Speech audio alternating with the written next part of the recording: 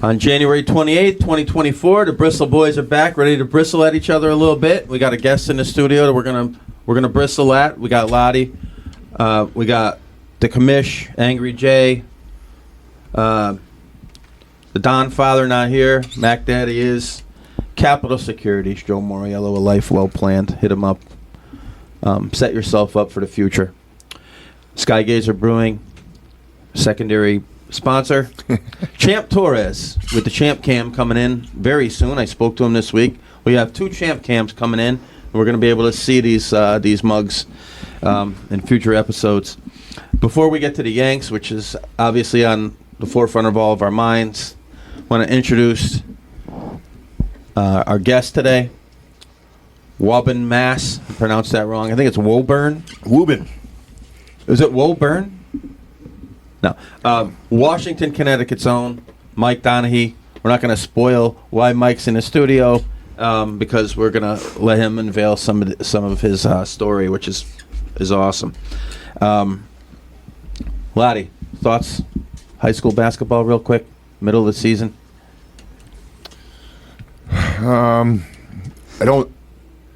I think just like always, there's those upper echelon teams like the East Catholics of the world. I see a lot more parity this year, especially in the Naugatuck Valley League. Waterbury Career is very good and Crosby is very good. And then there's a pack in the middle that they all play good basketball. I think that happens in the CCC too, some of the bigger conferences in the state. But what I've noticed, and I didn't know how to take it coming into the year, 35-second shot clock has had no bearing on these games whatsoever at the high school level. I can't speak for the girls. Even like baseline out of bounds plays and sideline out of bounds plays where we were drawing up stuff in the preseason, it hasn't come to fruition at all. I've seen over 20 games total, and I've seen about 3 violations, boys and girls. Same. Nonsense. Should have been in there 20 years ago. Yeah, I agree. But I've been out scouting, seen some good basketball, but I don't see a lot of those dominant players. Maybe Jay has a different perspective of what's going on in Connecticut or those ultra dominant teams like we've had in the past. Angry Jay, who comes out of Division I? It's hard to pick against East Catholic. I mean, they haven't lost yet. They actually had a tough game against Farmington the other night. Yeah. They came down to the wire. Farmington took them to the wire. But until somebody beats the champ, to beat a man, you got to beat the man, right? I guess. So they're going to play a play-in game, 16-17, then go with the 16-team format. Yeah, that's kind of terrible. Man. Last year, I think it was West Hill was 0-20. Yeah, they didn't win a game. Yeah. And they had to drive across the state to play East Catholic. Come on, guys. 19-1, who lost to maybe a New York team or something. Come on, CIC, get it right. The game was over. The game was over before they got on the bus. Like, what do you say to the kids at halftime when you're down 40? Let's win the second half, guys. Yeah. Let's win this half. Welcome, Mike Donaghey, one of my buddies. Got the privilege to coach against his daughter, Chappaqua High School standout. Mike's come to my classroom and enlightened some 5th graders. He blew me off this year, but he was nice enough to drive over an hour to get here in the snow this morning. Mike, welcome to the Bristle Boys. Thank you, Robert. There's a lot to Mike's story. We're going to... little spoiler alert, we're going to get to his Secret Service days regarding our nation's president. But let's go back to your childhood in Woburn. How do you pronounce that? You're just butchering this. Just don't say the I. It's just so much easier. Woburn. How much did sports impact you growing up in Woburn? It was big. Big-time sports family. I was probably the worst athlete. I can see it. Yeah, definitely. So my father was a huge athlete. My brother, Steven, who is 7 years younger than me, drafted out of high school by the Kansas City Royals, went and played for Danny Hall at Georgia Tech, and then wound out his career with the Cleveland Indians. So we can talk a little bit about how good Steven was at some point. He's probably the best athlete I've ever seen in person. And I had a chance to coach him because of the gap in age. Interesting stuff. I threw BP for him when the Kansas City Royals cross-checker came, and he was hitting balls. He got against the backstop because that's how we used to throw BP. No screen? No screen. Oh, boy. Got against the backstop with a wooden bat, and he was launching balls into the next county from the backstop with the cross checker sitting there, just taking notes. So great experience for me as a 20-something, trying to help him get drafted. So Do you remember who the regional checker was? it'll come to me. Because he ended up. I think he ended up being a GM someplace. But at the time he was a cross checker for the Royals. Maybe if we have a break, I'll text Stephen. He'll remember. Yeah. It was a kind of a great experience. And so I coached. I'm jumping in a tangent here, but I coached him. So I got out of school and I coached him. And in high school in the summer, it was like a senior Babe Ruth deal. And he was like, it happens a lot with these great athletes. Like, nothing fazed him. Like his heart rate, I don't think ever got out of the 50s. He knew he was good. Yeah. And so he was pitching one night and he threw the ball like 88 to 92 or whatever in high school. And so he's pitching one night and there's scouts behind the backstop with the radar guns.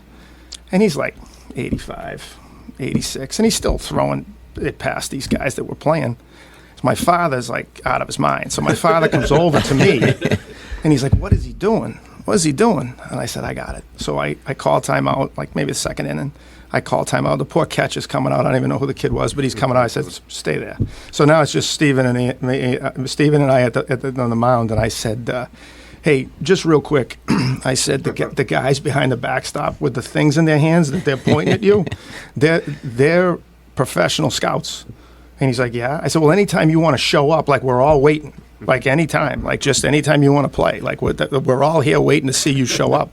And I jog off, 92, 92, 92. He used to start smoking because he pissed at me. But like sometimes those really good players, like you gotta get under their skin a little bit, and that's how he was. But just a ridiculous athlete, great basketball player, could do things with both his hands, shoot jumpers with his left hand when he's a right-handed dominant guy. Just a great player. And then How far did he get with the Indians? I think he just got high A. So what happened with him was the summer of his freshman year, he was at a party back in Woburn, and a fight broke out on the deck. And so he wasn't involved in the fight, but as things started to kind of unpack, he's 6'6.5", 6'7", like let's say. So, the edge of the deck came just under his back or whatever. So he fell off the deck, and he landed on both of his hands. So he put both his hands out to break his fall, and he broke both wrists, like really bad. Like there was a guy. You talk about remembering names. There was a guy. So when they took the MRIs, they called down to Georgia Tech, said this kid's career's over. So his left hand, I think, was just your typical common fracture. But I think his right hand, I might have it backwards, but one of them was trashed.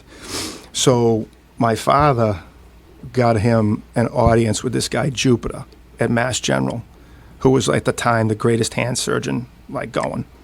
And Jupiter's like, "I got this." Completely fixed him. And so that happened. That's a great story right there, yeah. It's unbelievable. Completely fixed him. So typical D1 scenario, they're done with him. Like they think like he's done. So this is the summer. He was supposed to go down and play at the Cape. So all that goes out the window. And it's the summer of his freshman year. So he's going into his sophomore year. And Georgia Tech's ready to just, this guy's just going to be a student down here. Like we're going to have to transition him out. Jupiter fixes him up. Jupiter calls down there, says this guy's going to be fine. He rehabs. I think he might have missed the first 15 games, and then he was in the lineup. But it held him back. And ultimately what happened was he played. He played on the Cape, but I think he played most of his summer ball in the next couple of years, like down the Carolinas, in the Shenandoah Valley League, like back in the day.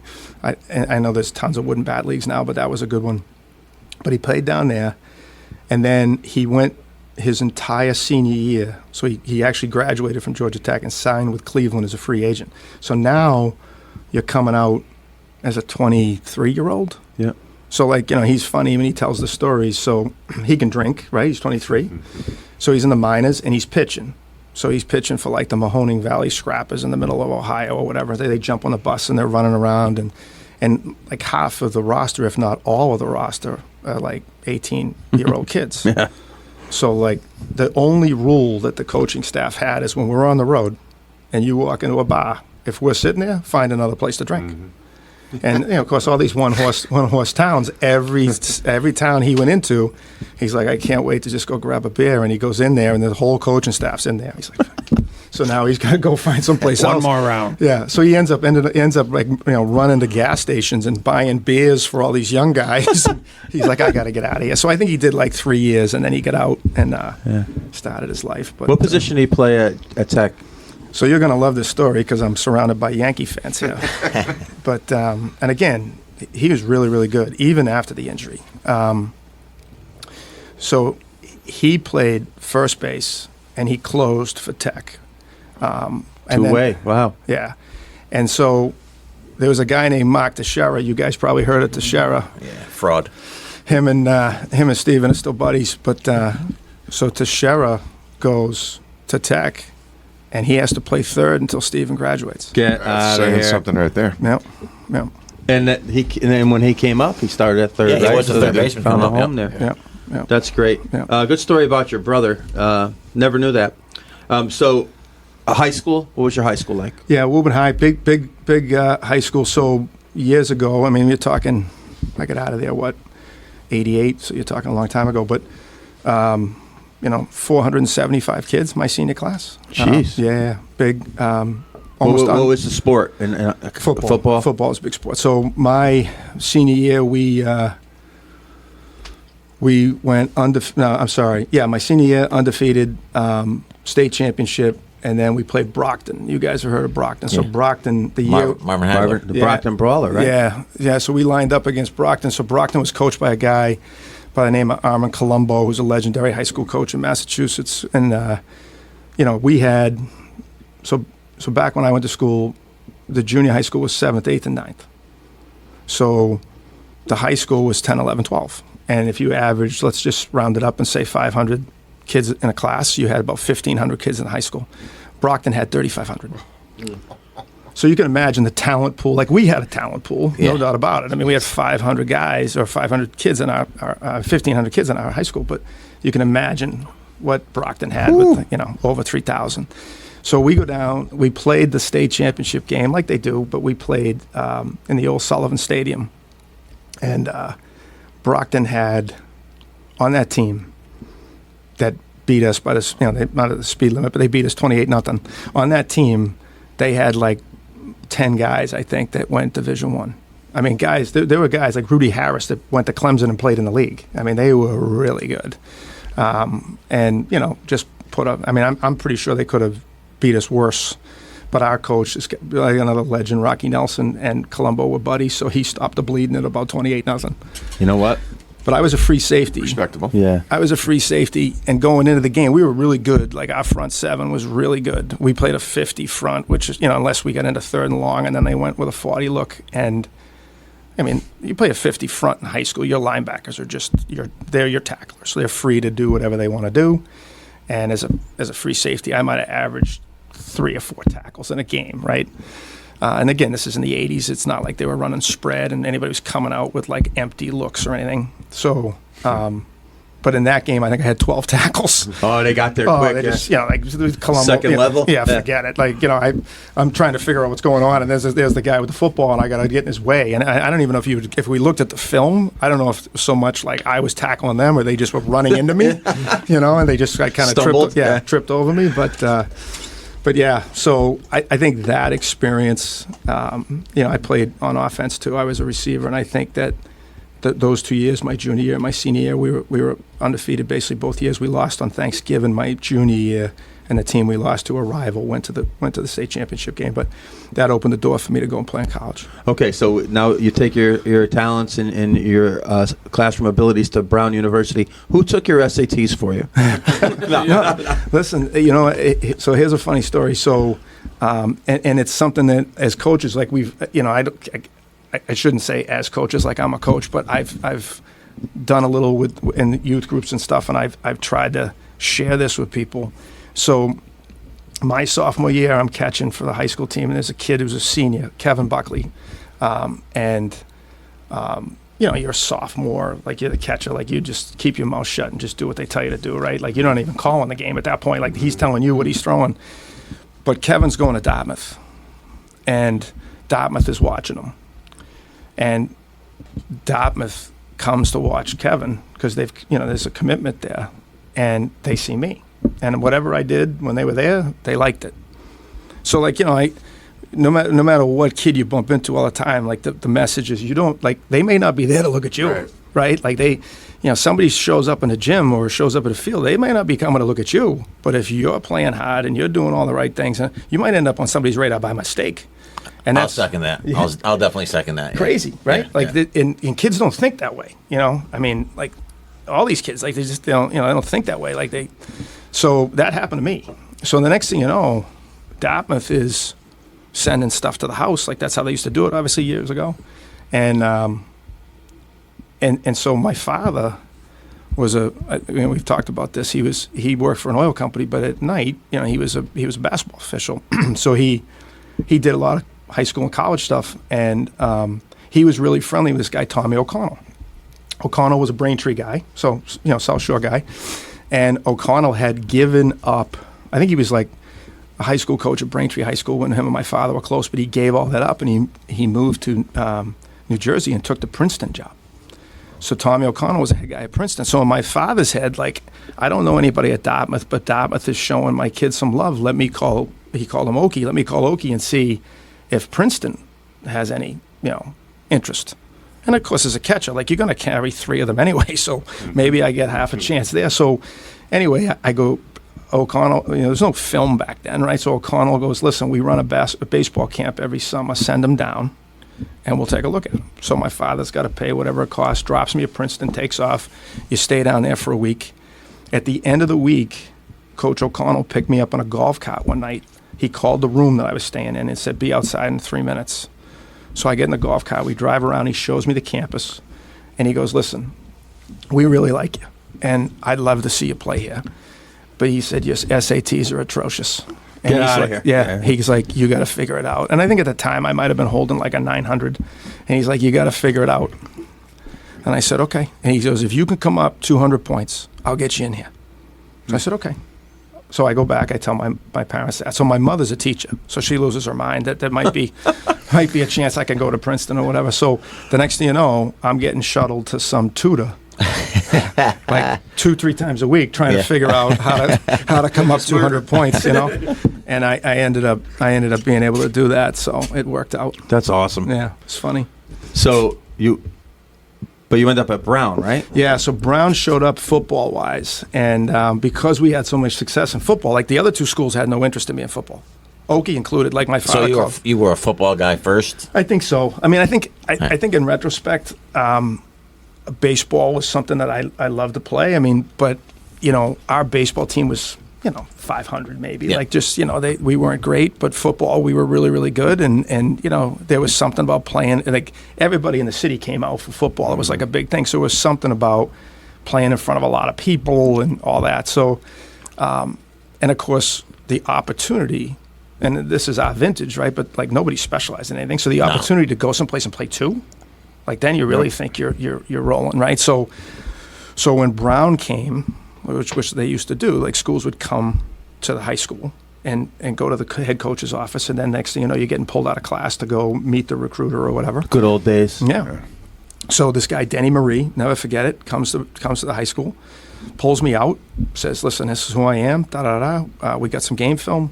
We're going to look at it, but we had somebody see you play in the state championship game, and we want to recruit you." Okay, so I go back and tell my mother, and at the time, again, my mother was a teacher, and she'd probably get mad at me for saying this, but she wasn't even sure where Brown was. I mean, so, but once it kind of got level set that Brown is in the Ivy League too, and it's all, it's every bit as good as Princeton and Dartmouth, she was like, okay, on board. And that's kind of how it went down. But what we did is we called both Dartmouth and Princeton and sent some film. And they would like, now, we're good, like, football-wise. So then it came back to me, like, do you just go and just play baseball, or do you take a chance and go and play both? And I took the latter, just try to play both. So how big were you in high school? Your senior year? I'm probably the same height, but weight-wise, I was probably only about 180, 175 pounds. Did you play baseball against Brad Osmus in college? He go to Dartmouth? Yeah, Brad went to Dartmouth. You know what? He's around our age. Yeah, he definitely is. I don't remember. The guy that I remember up there was a guy that played in the bigs named Mark Johnson, who was really, really good. He was a left-handed pitcher and first baseman that I remember at Dartmouth, but I don't remember Brad, so he might have just been gone by the time. Okay, all right. Mike, growing up in the 70s and early 80s in Boston, pretty good professional sports scene at that time with the Red Sox in the late 70s, and obviously Bird coming in and Bruins always. Talk a little bit about your experience as a fan as a kid, because as a kid growing up, we were Yankee fans. That Munson, Reggie Jackson era. How about for you? Anything that stood out in your mind? Yeah, I mean, I think. So I think we didn't go to a lot of games, right? Like, so you're the regional sports network. So it was before Nesson. It was Channel 38, right? Yeah, Channel 38 would Hawk Harrelson, they would broadcast the games, and yeah, I mean, like as kids, like you would be out playing. I mean, we played a lot, right? So you're out playing, and you're going through the lineup. So on one day you're arguing about who's going to be Kyle Yastrzemski or who's going to be George Scott. We all did the same thing. That's great. Yeah, who's going to be Butch Hobson was diving into dugouts and stuff. Everybody wanted to be Butch Hobson at the time. So, and then I mean Bird, changed everything in Boston. Really, like his what he did to the city and how effortlessly. If anything, Bird made you aggravated as a basketball player because, like, all the things he did that was so effortless, you'd try to do, and you're like, wow, this doesn't work out for me, And then, I did watch a lot of the Bruins. We were a stick hockey neighborhood, so, everybody wanted to be Stan Jonathan. Everybody wanted to drop the gloves and, be Terry O'Reilly and start lumping people. What number was he, Terry O'Reilly? 24. Look at this guy. He fits right in. I don't think you're going to stump him. O'Reilly was something, and of course, like what color was his hair? What color was O'Reilly's hair? Wasn't he a redhead? No, he wasn't. No, O'Reilly's brown-haired guy like you. Okay, yeah. I can remember him standing over a whaler or kneeling over a whaler. I think he knocked him out and had to stop hitting him. He used to go into the stands after fans. Yeah, those guys. That's the right guy, right? I got to tell you, listen, I got to come clean. Thought he was a redhead. I hated Cam Neely, and I'll tell you why. As a Hartford Whaler fan, he used to come to the Civic Center. He'd score 2 goals. He'd start a fight, beat the crap out of somebody, and the other guy would get like 2 minutes. Like it was. So I'm going to tell you. I would have loved to have him on our team, but he was so. He was big. Yeah, number 8. Right? Yeah, number 8, Neely. Yeah, he was. Having an off day. I thought he was 6. He was generational talent though. Oh, like, he was like phenomenal. he was like the first like you could like, see. guy You could see why I hated him. Yeah, he could skate, he could score, and then he could beat your Yeah. he could beat your brains The in Gordie too. Howe had. Yeah. Yeah, Was number 6 Gord Kluzak? Is that who I'm thinking of? Yeah, Remember that name? I think Kluzak. He was a defenseman. I think he did wear 6. Big guy. Yeah, huge. All right. With red hair. No. Talking about that era though, it was a struggle with the Pats, right? So like Sam Bam Cunningham? like Sam Bam, you had Steve Grogan with the neck brace, roll, he had the neck roll. Stanley Morgan. Yeah, Stanley Morgan. He was a hell of a player. Yeah, he was. They had good teams though. They just So- Craig James. Did you have a guy Yeah. as a kid? Did you have a guy? with the Any of the teams? Like, who was your guy? Who was your guy? I think at a real young age, I don't have the time in front of me, but I think Hobson was my guy from a baseball standpoint. I mean, he struck out a lot, but you know what? So did I. But I mean, like he just played the game really, really hard, right? And then, so from a baseball standpoint, I think as a young guy, I identify with him. I didn't start catching until I got into high school, so I was an infielder, so I kind of get into him, and then. I don't think there was really anybody that stood out with the Pats for me until I get into high school. And then you started to look at the Irving Fryers of the world that were putting touchdowns in their pocket left and right. And then, again, anybody that was like an O'Reilly or Peter McNabb, anybody that was a real grinder and a hard-nosed guy for the Bruins, and then of course Bird. I mean, like, he was just great to watch.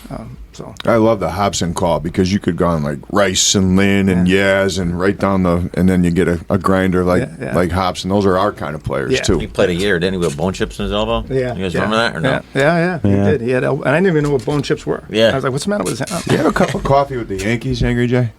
Hobson?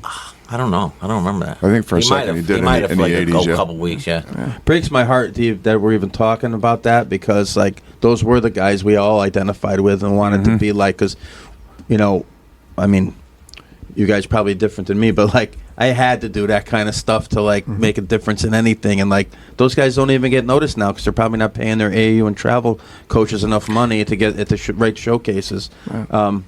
But, guys like that, I don't know where they'd fit in today. Even the great Greg Maddox is my biggest one. Like, not to get on a crazy tangent here, but like, if Maddox pitched today, everyone would be bitching and moaning about all the strike calls because of that stupid square they put on the television screen now, right?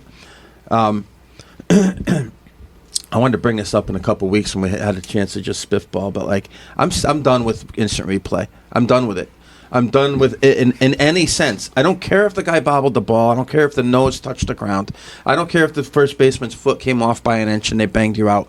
Those make great stories. It's accepting the human element and error is part of it, and it's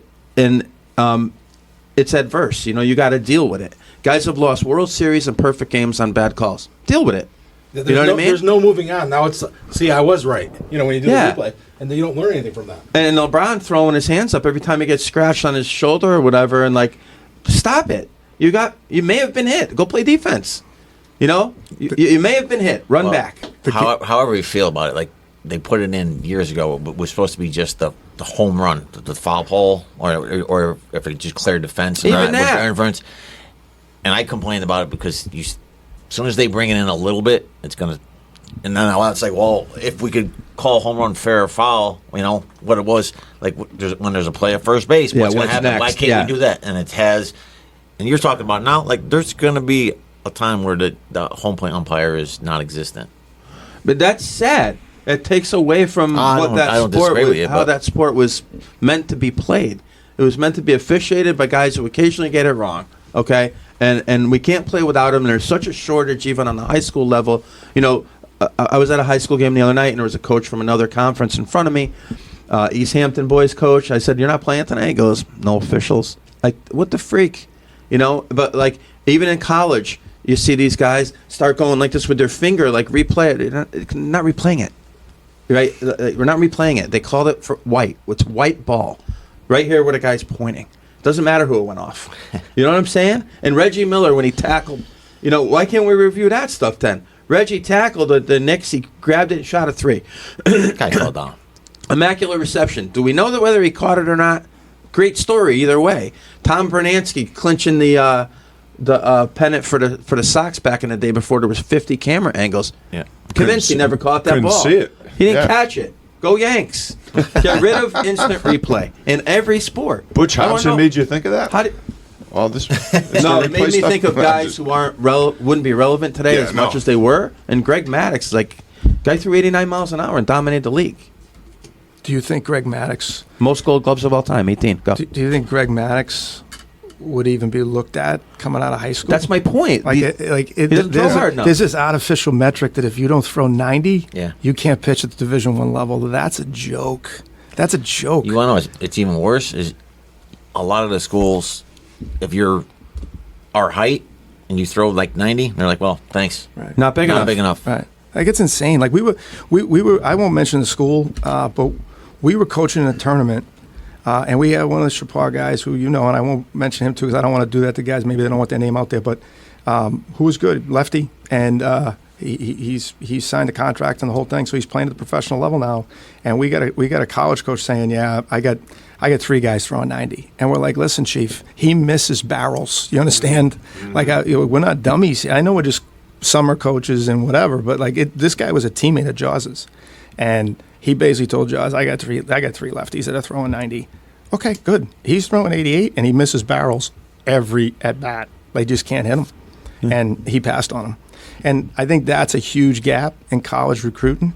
And to your point about Maddox, if Maddox is 18 wherever he came from and he's throwing 88 in today's game, they're not even looking at him. Yeah. Might be a Division III pitcher. Right. That's Not even unbelievable. when kidding. you think I about talk it. to those guys too. It's unbelievable. All right, sorry to get off on that, but getting back to your time at Brown. Two sports there? You played two sports at Brown? Yeah, so it's funny. Like, probably not the greatest of athletic experiences. So they had freshman football then, so played that, and then played a little bit my sophomore year, and then ultimately went straight baseball. So I basically played, let's call it 2 years football, one of them being freshman football, and then I played straight baseball. And I did that largely because I think that one. I came from a winning program, and so like you guys know, like when you're used to winning, which was half of the driver and the decision making for me to go play football, because I did have all those experiences in high school. My first year down there, and again we played freshman, but we were out there with the varsity. They were 09-1. Oh boy! So they were 7-3 when they recruited us, and had a kid at quarterback whose name I can't remember now, but get drafted by the Giants. So like I'm coming into a program that I think is on the right path. And they go 09-1. And when you're used to winning, and now you're out practicing in November at night under the lights, and your team is like 0-7, you're like, what am I doing here? When's baseball start? Yeah, exactly right. And that's ultimately what happened. Is that I just made and then they were moving me around.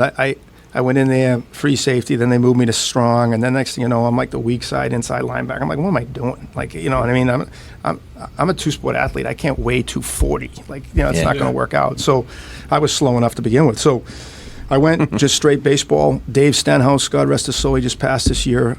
But Dave Stenhouse was the coach, pitched in the bigs for years, and just the best of guys. And I played for him, and then I tore my rotator cuff up in Dartmouth my junior year, and had to come out of the game and never went back. That was it. That was it? Yeah, I had surgery that summer. Had surgery with Arthur Pappas, Red Sox surgeon. Dr. Pappas. Yeah, Dr. Dr. Pappas. Yeah, he did the job at UMass Medical Center. Another unbelievable thing my father did. So couldn't figure out what we were going to do, and just random calls the UMass Medical Center, because he read Pappas's name in the Boston Globe. just calls out there, and it's like, listen, my kid's a catcher. I don't know if he's ever going to be able to play again, but I really would like Doc Pappas to do the deal. And they called my father back and said, send us all the medical records. And what year is this? 91. Jeez. That summer. Could that happen nowadays? No. It's funny, right? That's incredible. What a great world it was back then, man. Yeah. Called out there, explained the story to Pappas's, like, basically executive assistant, right? Like, he didn't talk to the doctor. Yeah. And then when we went out for the consult, like, Pappas was exactly how you remember him. I swear to God, his eyebrows were about 6 inches thick. Like, it was, but super smart guy, great guy. And he was the one who said, like, I can do one or two things. I can completely repair your shoulder, and you're looking at like 18 months. So back then they didn't have the same, right? Like nowadays, that same surgery would probably be like 6 months, 18 months, physical therapy, recovery, whatever. Or I can go in and shave the bone down and create a pathway so that there's less impingement. You'll never play again. You won't be able to throw the ball with the same, velocity or whatever. But you can have a catch with your kid, and like you can go on and live your life. So obviously we took option B, and that's what I did. So. Your roommate, football player? Yeah. Coach O'Brien, yeah. Coach Bill O'Brien. What position was he in college? So he was a defensive lineman. So I think Obi, just like all of us, I think Obi came in. So first of all, we played against each other in high school. He's a St. John's prep guy. Yeah, oh, so no way. Yeah, he grew up. So I grew up in Woburn, which is about 10 miles up 93 from Boston. Obi grew up in Andover, which is just another, let's call it 10, 15 miles up 93. So he played at St. John's Prep, and we played those guys. He played with some great players. So he played with a guy, Mike Panos, that was a linebacker at Boston College. He was a tremendous player. But anyway, Billy came. He was a defensive end when he first got to Brown, and then they made him a defensive tackle. Okay. But yeah. Random assigning of roommates, or? So he came in. Obi started in like January. So everybody else started. So our freshman year, he missed all of freshman football. And I don't really know whether it was like a waitlist deal. I can't remember, but he started in January, but he would come down a lot, especially on the weekends. So like, and his cousin, Jimmy Burke, was on the football team. He was an Abington kid. So, we just kind of became fast friends. And then when we got to sophomore year, he lived with me. And then, it was Obi and I. It was Obi, Tommy Blanford, and I our sophomore year, and then I think just Obi and I our junior year.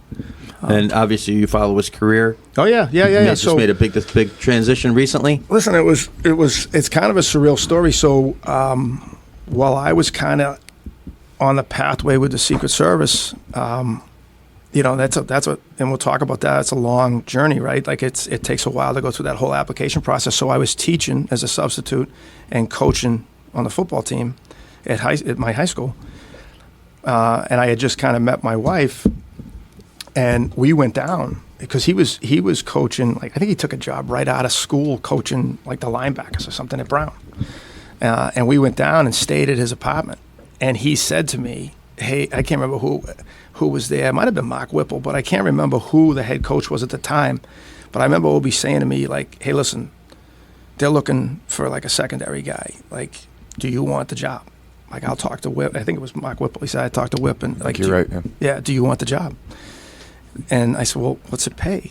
It paid like $3,500, right? So I'm like, can I think about it? I'll call you. And meanwhile, like I'm driving up 95 after with, my girlfriend at the time and my wife now. And I'm like, $3,500. Like, how do you, like, what do you do? Like, you know what I mean? And I think, obviously at that stage, Obi's parents were kind of helping him. He was the youngest. I was the oldest. I'm not going to my father asking for some money to offset my coaching aspiration. But like, obviously Obi's gone and he's done really, That could have been you. You could have been with him. He's done really, really well, right? Like, and he's done really, really well on the offensive side of the ball, which is super interesting. Did he just take the Ohio State? Yes. Yeah, he's the is that what he is? Yeah. Now, have you visited him at his other stops? Penn State, He was at Penn State. the Texans, and Bama, right? Yeah. So he went from Brown to a GA role at Georgia Tech. And what was cool was my brother was there at the time. Oh, my God. Yeah. So it was unbelievable. So, like, so my brother's down there while Obi's down there. And he went from being a Duke, didn't he? Did he go to Duke too or no? Yeah, afterwards. Yeah. He went to Georgia Tech as a GA. George O'Leary was the head coach down there at the time. Right. So then, and he was a GA under Ralph Friedgen, who was a legendary offensive mind, right? So Obi goes down there, and then he kind of matriculate. I don't know what all his stops were. Like maybe 1 year you coached the running backs, and then but bottom line is he got to a place where he was the offensive coordinator at Georgia Tech under O'Leary. Oh wow! So here's a story I haven't told you. So O'Leary gets the head job at Notre Dame. Obi he gets flown out. I wish he was here to tell you the story. You laugh your ass off. So he gets flown out on the Notre Dame jet. Him and his wife Colleen. The jet's white, like he's got to go to an FBO, so the small airport, right, down in Georgia. Gets on this jet. Every seat on the jet is that Notre Dame blue with the Notre Dame insignia and the headrest. Just the two of them on the jet. They fly to South Bend. He meets, he signs it. He gets his contract. He signs his contract. He meets with the quarterbacks. He's going to be the new offensive coordinator at Notre Dame. It's done. Flies back to Georgia to kind of close things out.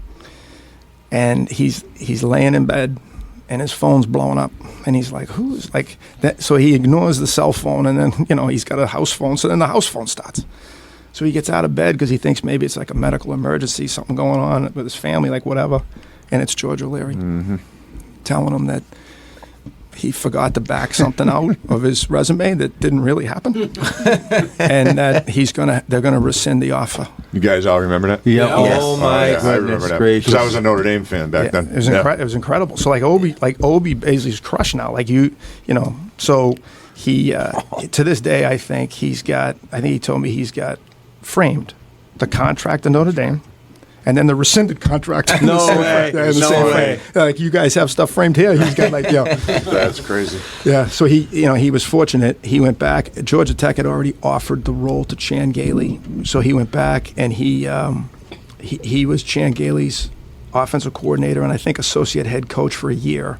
And then he bounced out of there, and I think he went from there to Duke, although he might have went to Maryland first. I can't remember. Because that's where Friedgen ended up, That's right. Maryland. Yeah. Did you ever visit him at Penn State, Houston, or Bama? Yeah, all three. All three? Yeah, all three. What was what sticks out in your mind from any of those three places? I'm thinking Bama must be crazy. So let's go Penn State first. Okay. So I thought Penn State was really, really. I mean, listen, He was time the to guy step in. after Paterno. Yeah, tough so- time to That's step in. like It was really kind of an interesting deal. So I was at my office, my office, the Secret Service New York field office, and I had stayed over that night. We were doing something out in the street that night, so I stayed. We were down in Brooklyn, and my phone rings and it's him, early in the morning, like 6:30, 7 o'clock, and I'm like, "What, Coach? What's up? You know, we're catching up." And he's like, "Listen, I got to run something by you." He said, "Penn State or the Jacksonville Jaguars?" I said, "What are you talking about?" He said, "That's on the table right now." He said, "Penn State or the Jacksonville Jaguars?" And I said, "Take the Jaguars job." I said, "The Penn State mess, is it going to be a huge distraction?" And I swear to you guys, I said this at the time. I said, Joe Paterno's going to die in the middle of this whole thing. I said, because somebody that age is not going to be able to handle the stress that goes with this thing. And he goes, he goes, "You wouldn't believe this place." I go, "What place?" He goes, "Penn State. Colleen and I are out here." He said, "You wouldn't believe Happy Valley." He goes, "Mike, it's unbelievable out here." He was like so enamored with the fact that he's going to have the keys here. He's like, "You wouldn't believe this place." He goes, "I think we can do some good things here." I said, "All right, get after it." So he took it, and we went out. We went out for the Wisconsin game when they kicked a field goal either in overtime or pretty close to overtime to win it. At the end of his first year, he went 8-4. I went out with Meredith and Colin Brook. We all went out and went back to his house after, and like the whole party. They had the whole coaching staff there. It was unbelievable. And that night, Cleveland was calling him. They wanted to give him a job, and he said, "I can't do just 1 year here." Like, he had a rough road at Penn State. Yeah, Like, first that taking over that was he was a hard. legend. Yeah, Like- I mean, legend. So first of all, he went in there in the middle of, like, Louis Freeh, who's a former FBI director. His firm was running the investigation. So like every day he had to go to a conference room and get briefed on where they were, because like trying to figure out who might have been involved or knew it that was still there from. Like everybody thinks like, as a head coach, you're only responsible for the kids and the coaching staff. You've got the whole program, right? So yeah, you got to know everything. You got the custodians, you got the executive assistants, you got everybody. So like who was connected to this? And like, so these investigations are going on, and Louis Freeh's got a bunch of like professional investigators that are doing interviews and putting some pressure on people to try to find out like how deep does this thing go. And It was pretty deep. yeah. And then he tried to incentivize kids to stay. He had to deal with that. I remember it was a huge controversial thing. He wanted the names of the kids on their backs so that everybody in the stands knew that kid stayed. You know That's what I mean? pretty cool. Oh, You I got gotta ask you, a did wonderful he- memory, by the way. Did he Man. catch a lot of crap from the alumni and Yeah. the fit because Yeah, he's the yeah. guy replacing So as the guy? as I understand it, like there were two camps, right? Like you got Jay Paterno that was on the Yep. coaching staff Yeah, there, yeah. right? And then you've got like an Al Golden, who I think is a really good guy, at least I've heard. But him and Jay were like real close, right? And then you got LeVar Arrington, who's got a big voice and wanted things to go a certain way. So like there's a lot there to unpack, and you're just trying to. I mean, one thing about him is he's just trying to win football Yeah. games, like and that's Wants to coach. Yeah, that's part of why I told him take the Jacksonville job. I mean, like all you got to do is just go put some X's and O's and let those guys do that thing. This is going to be something else, and like things like the statue coming down. Oh Yeah. man, Like all Yeah. that type of That stuff was big. they covered it live on ESPN. I remember. Right. Yeah, and his name was attached to all of it unfairly, right? I mean, just because he's the skipper. All right, how about the Texans? Yeah, Texans went down. Beautiful facility. Yeah. Oh yeah. Top shelf facility. Not brand new, but pretty new. And it's in Houston. So you're right, basically in this. It's a little offset, but you're basically right in the city. We went on a baseball trip down there, and it's right next to the Astrodome. And the Astrodome was the eighth wonder of the world. It's twice the size of the Astrodome. Yeah. It's Yeah. Really? Oh, it's unbelievable. Yeah. And the Cowboy Stadium dwarfs that. Yeah, even bigger. Yeah. The Cowboys do it right. All right. Bama. I mean, I just imagine that's a different world. Mm-hmm. Yeah. I don't know. Like, so I didn't go down for an SEC game. I can't remember who they played, but so it was crazy, but wasn't ultra crazy, right? Like they've told me that if it's an SEC opponent, like it's complete cuckooville down there. But yeah, like his situation at Alabama was much different than any of his other stops because his son Michael, who I told you about, who's a great athlete and is over at Tufts now. You know, Michael's still in high school. So he didn't move the family with him to Alabama. So, he was living in a condo, right? So, and, you know, like I just said, like he's just 100% football centric. So his condo was walking distance to the football offices in the stadium. So, you know, there's nothing really that I saw anyway outside of Tuscaloosa except for, you know, I don't want to say just the football, but the football piece of this thing is enormous. You know, from the football offices to the stadium to all of the things around the stadium that contribute to, you know, the environment that day. They shut the streets down like the president's coming. I mean, every street shut down. Like you would know. Yeah, it's an amazing environment. It really is. So talk about your career path. You talked about the Secret Service. How did that come about? How did the service come about? Yeah. How did you? So what's the road to the White House? Yeah, it was kind of a weird deal. So when I was at Brown, Mikhail Gorbachev was supposed to do the commencement address.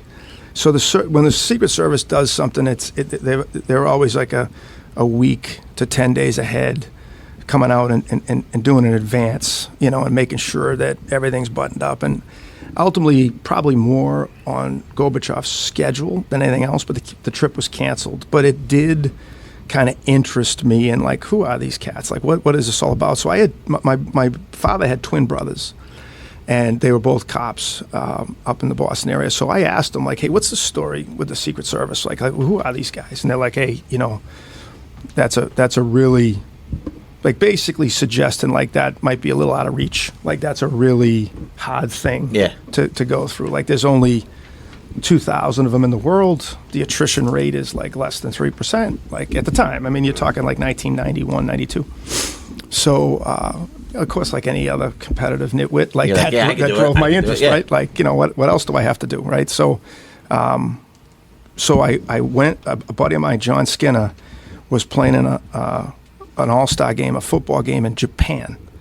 So he needed a passport, and I think he needed a visa from Japan to go, right? So he had to take a trip to the Tip O'Neill building in Boston to get this squared away. So I took the trip with him. So you guys have all seen the lines at the passport office. So he's standing in line. I get on the elevator. I go to the Secret Service office. I just walk in, ding, ding, you know. And I asked for some information. I told the woman behind the thing, like, I'm interested. I'm still in college. I'm interested in learning more, whatever. They sent the guy out. The guy spent half hour talking to me in the waiting area. Yeah, he just showed up. Just showed up unannounced. Holy cow! You and your father, you guys got the wait. So Jesus, right? So the Pappas. Yeah. So so the guy gave me a bunch of stuff, included his business card, and that was kind of like at that point, you know, the hook was baited at that point. Like I was. So how did you graduate from Brown? Yep.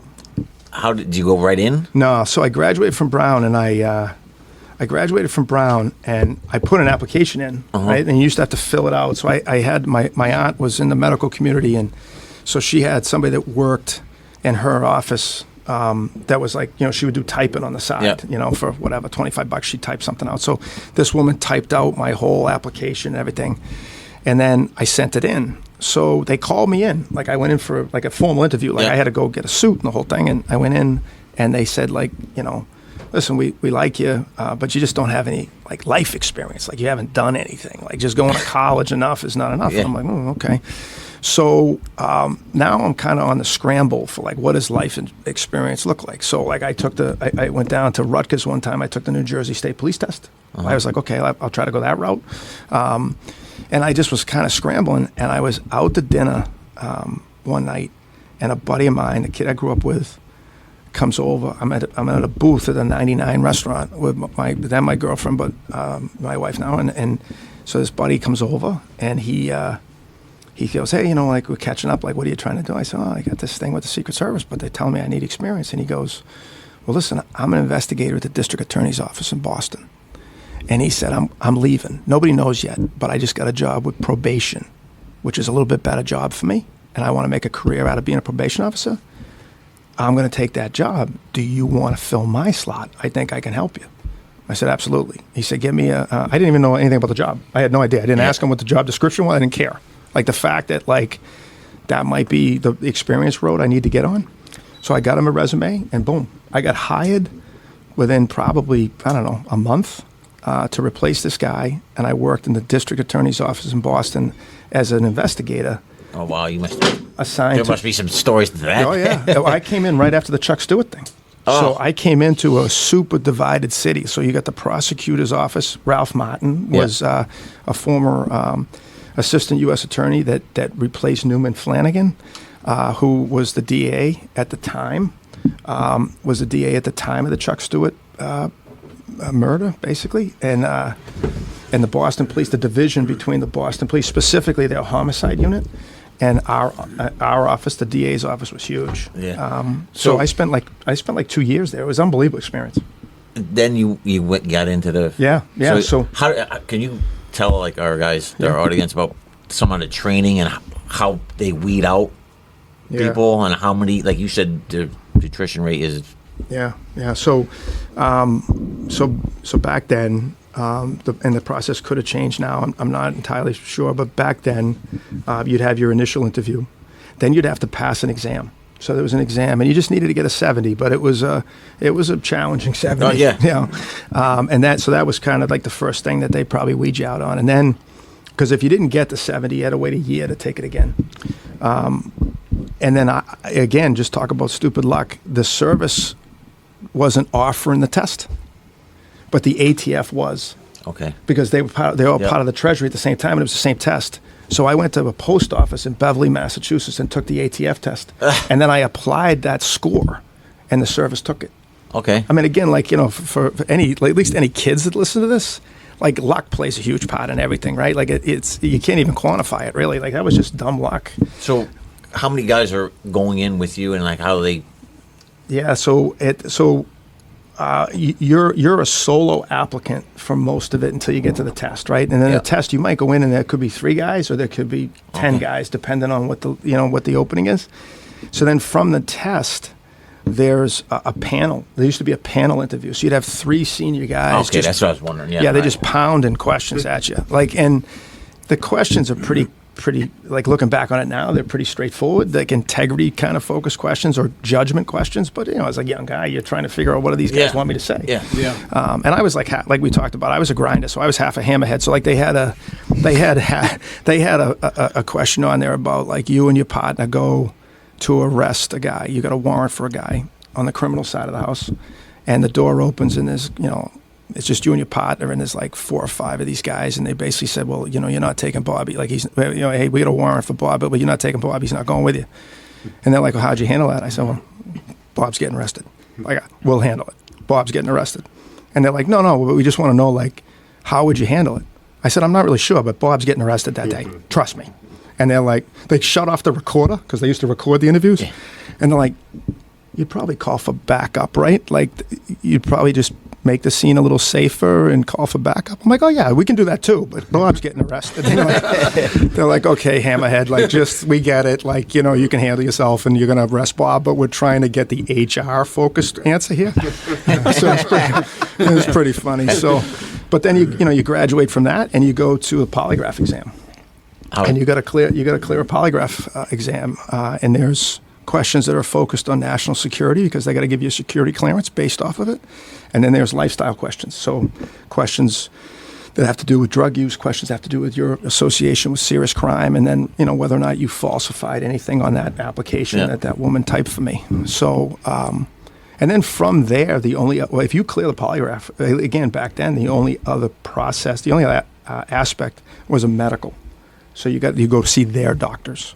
So like you might. So they're checking out your shoulder. Yeah, like you might think you're healthy, but like they're looking at, because for them, they hire you, and you have a pre-existing injury that they don't know about or whatever, and you do like a month on the job, and then you say, I can't work anymore. You got 66 2/3 of whatever your salary was for the rest of your life. I mean, there's a fraudulent aspect to all that, but that's what they're up against. So that's why they drill into your medical background. Were you worried about that shoulder? No, I disclosed it. Yeah. But honestly, like, I never had a physical like that. I mean, like, you're a 26, 27-year-old kid. I never had a physical like that, right? Like, they give me EKGs and all that, things like, so you really, what you're kind of worried about is what are these cats going to find that my primary care doesn't know about, So, but it all worked out. And then, once you get your commission or once you get your appointment, then the training is about 6 months. What does that consist of? Like, is it hardcore? Like, what's the percentage of applicants become actual Seeker service guys? I couldn't tell you, again, like back then, what percentage got weeded out. I would say. Is it like the Navy SEALs? Yeah, I would say back then anyway, it was probably pretty high. Now, there's a couple, like back when I went through, you couldn't, drugs were zero. Like you couldn't have even experimented with a drug. They've got allowances now for drug use because I think they realize, cannabis is legal in a lot of places. I think they realize that they have to have some sort of flexibility there, but it was zero when I went through. So if you were a kid that took a drag off a joint in college, just being a dumb kid, you were done. Like it was, sorry, like move on. So I think that in and of itself, I think that in and of itself moved a lot of guys on. But like, so the way the trading was brokered is they take you for a week to DC, and so you'd go to headquarters, you'd sign a bunch of non-disclosures and all those types of things. You'd meet your cohort, right, the class, and there usually was about 50, so two groups of 25. Okay, yep. And then they'd fly you, everybody get on a plane, and you'd fly down to Glencoe, Georgia, which is the Federal Law Enforcement Training Centers down in Glencoe, Georgia, and you'd spend the first 3 months, let's call it, down there. And it was like a boot camp. Like it was PT focused. Is it mentally challenging? Like, do they? I think most of the challenge was just like the heat. Like you're down in north, like South Georgia, North Florida, like the bugs, like all the different things that go with that region of the country made it a little bit more challenging. But they're not stressing you out to where it's like 2 hours of sleep and you got to get up and start working out again. No. But they did. I mean, it's a big team thing. So like, you could be super fit and, be able to run for days, but you're only as good a runner as the guy next to you, right? So they start to instill that right away. So like, there's a mental shift that a lot of guys have to go through because, you're in this process, you get yourself in a great shape. And then you go down there and they go, okay, we're gonna go for a run, and you got guys running right with the instructors and like they're at the front of the pack, and you're not really sure how long you're going for, but then at some point maybe you run for about an hour, and at some point you're gonna turn around and you got to go back and get somebody that maybe didn't take their fitness as serious as you did. Sure. And some people are okay with that, and other people get a little pissed off about it, right? Yeah. Like this. But keeps happening, yeah. Right. It keeps happening. So. There's some of that, but then so a lot of what goes on there is just kind of giving you your foundation of what, like, a lot of federal law. Like, so you spend a lot of time with legal instructors that explain the Constitution to you, to explain, federal law and the way that you have to kind of manage, federal investigations, and then you get sent home for about a week, and then you go to the Secret Service training facility, which is in Beltsville, Maryland. Okay, and that's you guys know that? That's all specific to Secret Service. So that when you're down in Georgia, you could be down there in the child line with guys from Customs, guys from the Border Patrol, guys from different. It's like a huge training facility, and you have your own cutouts. But like you see those guys in the gym, or you see those guys running, or you see those guys in the child line. But when you get to Beltsville, Maryland, it's 100% Secret Service. And what's the focus there? It's mostly all the core stuff that the service does. So all your protection methodology, the investigations that the service does. And again, back when I was there, it was really just counterfeit and like white collar fraud. And now it's a lot of electronic crimes, and then threat investigations. Like, and there's a huge mental health component with the threat investigations. Maybe most of the people that threaten the president of the United States have a mental health deficiency. Right. So you actually get trained by doctors and nurses and mental health professionals that kind of walk you through how to manage interpersonal discussions with these folks. I mean, most of the time they don't have the means or the method, but the service runs out on every threat. You threaten the president no matter where you are or what you did or whether you meant it or not. If you're identified, someone's going to come and talk to you about it. Right. They've probably been busy as of late, last couple stops. But how many stops did you have before finding your way to the White House? So I started in Boston, and I stayed there. Is that near Woburn? What's that? Is that near Woburn? No. Yeah, it's near Woburn. I stayed there. So I started in Boston, and then I was kind of up to, I think 5 years was kind of the metric where you were getting ready to go to the White House. And then the Democratic National Convention was announced at what used to be the Fleet Center. Yeah. It's now the TD. So I stayed and helped run the security operation for that. So that kept me in district for another 2 years. So I actually did like 7 and change in Boston, which was long. I had other buddies that went down, 4 or 5 years, but I didn't mind. I mean, we had both our kids up there, and all our family was there, both sides of our family. So it worked out fine. And then I got assigned to the division that protects the president, which is the Presidential Protective Division. And that wasn't, back then again, that wasn't an auto bid. Like, people had to speak up for you. It was they took a look at your career to date, and then you had to have some people say, yeah, this individual squared away and would represent the division the right way.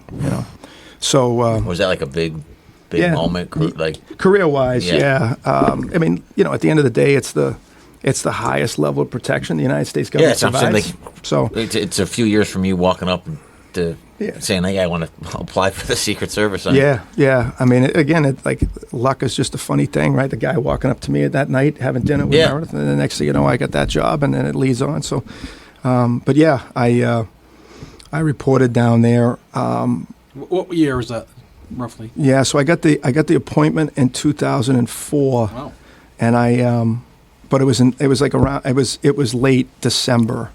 And what we did is I went down early January of 2005, and my wife and the kids, we sold our house, but we were having a house built in Virginia, so she stayed with her parents, and I went down and crashed with a buddy because our house wasn't done, and there was really no sense of renting a house and having her, So, and I didn't really know my way around down there, so I figured, like, all right, you stay up here where you're comfortable and you got some support. I'll go down and try to figure out where the grocery store is, all the different things, the schools, all that type of stuff. So, so it worked out.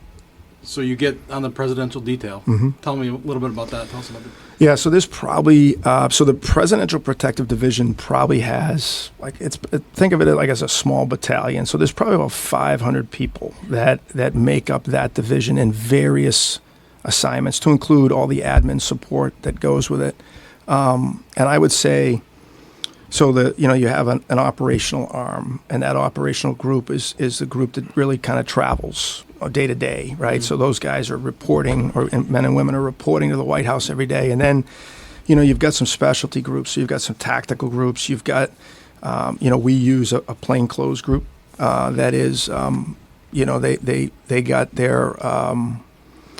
their methodology from the RUC in Northern Ireland, and so their tasking is to blend with every environment that the president's in. So if you're, wow. So, you don't even realize, as a normal everyday citizen, like, you have no idea. Those guys have no radios, no pins. I mean, they're legitimately ghosts. But if, like, the president was doing a stop in New Hampshire at a diner, those guys are in there having breakfast just like every other Joe citizen. Do you know where the main office for those folks is? Because I want to just walk right in and tell them I want that job. No, You'd be perfect for it. You see? Yeah, you'd be perfect for it. Gotta be good at something. Yeah, you'd blend perfect. So, and then there's a group dedicated to the transportation aspect. So they work with the White House military office to coordinate planes and cars and helicopters and all that type of stuff. So that's a whole nother thing. So, and again, you've got your supervisory group, and then you've got your admin support. So 400 or 500 people. So my first assignment down there was in that operational section. So, once you get down there, more training, right? Because once you get to that division, it's like, okay, well, you just did 7 years in Boston, but we're going to get you up to speed on how we do things down here. So there's a lot of that. A lot more NDAs, because there's a lot of things at the White House that you can't talk about. So you're signing your life away. And then you go to work. And generally speaking, you try to break the new guys in slowly, even though, you're 30-something years old with a wife and 2 kids. They still kind of treat you like, you're in first grade. So they bring you along kind of slowly. My first kind of foray into this whole thing's kind of funny is that, so we're working midnights, which is exactly how you want to kind of start as the new guy, because, there's nobody around. So you're midnights at the White House. So, first of all, it's easy to get parking because there's nobody there, right? So you can pull right on the ellipse and you can find a parking spot, no problem. Hell of a lot easier than day tour or afternoons. And then when you come in, there's nobody around, everybody's in bed, so you can walk around and kind of get a feel for where is all the bells and whistles here? And Lincoln bedroom, all that. Yeah, you can see all that. So. So, you report to your boss is a shift leader, they call him, right? So he's probably got, 25, 30 people he's responsible for. And so my shift leader at the time says, hey, we're going to President Bush's ranch next week. Let's say that's a Monday, this weekend. Are you good to make the trip? And we're working midnights at the ranch. He could have given me the keys to the ranch. I would have given them back to him. I have no interest in a ranch. But I'm like, yeah, dude, I'm in. New guy, just attitude and availability. Tell me what you need. So I'm like, yeah, I'm in. Yeah, sure. The next day, the Pope dies. John Paul II dies. Our shift catches the trip because the president's going to go from Rome to the ranch. So yours truly, my first trip, I've been on the detail less than 90 days. My first trip is on Air Force One to Rome. Vatican City. To Rome, okay. I was the press guy, which is usually where the junior guy is to make, after Hinckley, they always assign somebody with the traveling press to make sure that the integrity of that group is maintained and nobody either gets in there or acts a little stupid, right? So I'm with the press. We land in Rome. I'm taking all this in. I'm on the big jet now. I'm like, holy cow, We land in Rome. And we go, the motorcade makes an off-the-record movement, so an unpublished stop at St. Peter's Basilica. So the Pope is laying in state. So the only people allowed into the Basilica is the working supervisor, because it's super secure, right? We're inside the Vatican halls. The working supervisor and the press nitwit, who's me. Oh, my God. So, I'm unbelievable. I'm basically standing there. The Pope's where you are, laying in state. President Bush, Mrs. Bush, President Clinton, and Condoleezza Rice are all kneeling, paying their respects, and I'm standing with the press going, look at this guy. Look at this guy. First trip out of town. Look at me. Holy cow. So it speaks to make sure you're available, right? Yeah, guys, because I the only reason I made that trip is I volunteered to work that midnight down in Waco, and everybody else was hiding under the desk. I'm like, yeah, dude, I'll go. I don't care. Yeah. Hey, how about this? Was that your first trip on Air Force One? Yeah. So, a dummy like me, I just can't get this movie out of my head. How unrealistic is that was gonna be my movie? question too, yeah. There's a lot of when you see a movie movies, like Air Force One, you're like, get real. Come on. The movie with Harrison Ford. Yeah, the only I think I haven't seen that movie in a long time, but the only thing that's probably legit is there's weapons and ammunition on the plane. Okay. Not that you're going to get a shootout on the plane, but you've got weapons and ammunition on the plane. Most of it we bring on ourselves. But this idea that there's that little vessel to eject your hatch. No way. No. Okay. No. Wow. Yeah. Sorry, I had to get elementary there for a minute. What that plane's really, really good for is being able to fly at a super high level, right? So you can take a 747, especially something like equipped like that, you can take that to places where other planes can't go. And we saw that in 9/11. One of the evasive procedures is I think they took that guy to like 40,000 feet. Come on. Mm-hmm. Is there another vessel that's like a reinforced for nuclear impact that the president? Okay. No. And then how about the helicopter? What's it, Marine One? Yeah. You been on that? Yeah. Listen, HMX is the group that flies for the Marine Corps. That used to be an Army assignment. And little trivia here, or a little known fact, is that the Army had a crash off the coast, I think, of Puerto Rico. I can't remember who.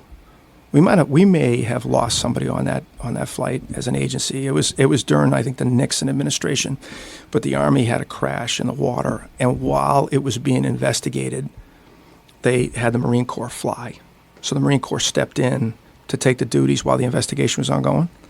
And once the investigation was done, the Marine Corps never gave it up. They never relinquished it? They never relinquished it. Like it was one of those things where like it was like, nah, Marine Corps got it. You guys go back to doing something else. And that was it. So the Marine Corps created a group, HMX-1. They lift out of Anacostia Air Naval Base over there in Virginia. And in Maryland. And super professional. I've been up on tons of helo lifts, and I wouldn't go with anybody other than the Marines. I mean, like these guys that jump on helicopters in Hawaii, you can have it, but I'll fly with the Marine Corps anytime. I mean, those guys are unbelievable.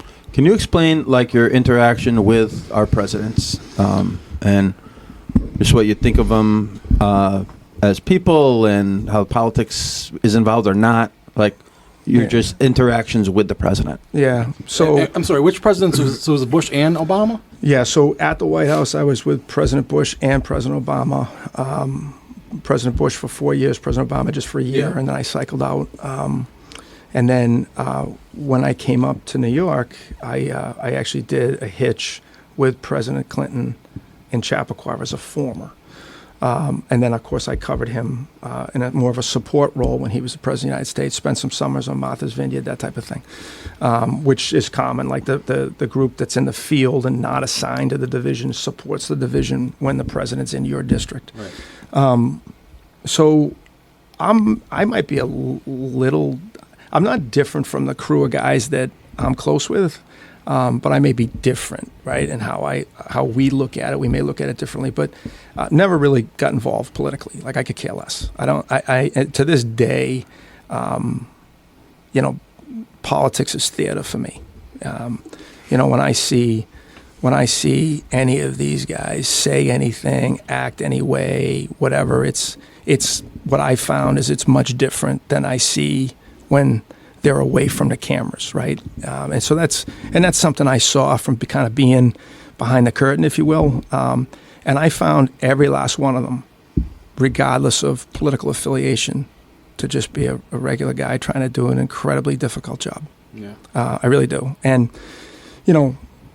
it probably speaks to why the difficulty of the job, it probably speaks to why the only candidates that we ever get are like in their 70s and, missing some miles an hour off their fastball. I mean, And I think they would all agree with that if in a candid conversation that like it's a young person's job. And then all you have to do is take a look at how young President Obama looked on Inauguration Day to the wear on him physically 8 years later. It looks like Grady from Sanford's son now. It's a hard job, man. It is a difficult job. No one brings you good news. And there's something to that, right?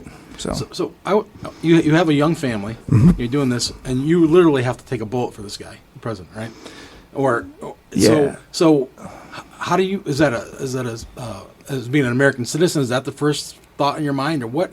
How do you go to work every day knowing something bad could happen, or that you have a duty? Yeah, I mean, I think some of that stuff is like a little over dramatic, right? Like, so the thing that two things that I think that the Secret Service is really, really good at. The first thing is the advance process. And unlike the FBI, the partnerships that the service develops with like local and state law enforcement, people that'll help us execute the strategy to keep the president safe, those partnerships are like lifelong friendships kind of thing. Right.